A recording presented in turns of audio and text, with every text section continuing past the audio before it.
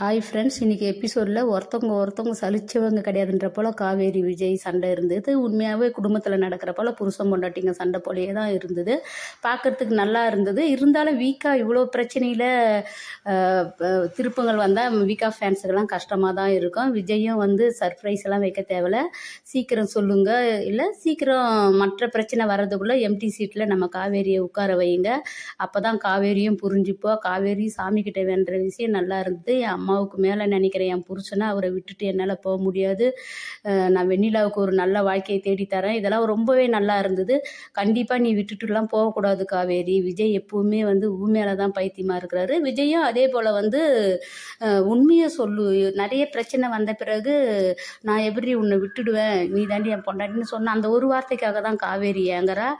இதுக்குள்ளே கான்ட்ராக்ட் விஷயம் இந்த ராகினிக்கு தெரிய வருது, யமுனாவுக்கு தெரிய வருது. அடுத்தது எபிசோடில் பார்த்து தெரிஞ்சுக்கலாம். பாய் பாய். தாத்தாவும் இன்னைக்கு நல்லா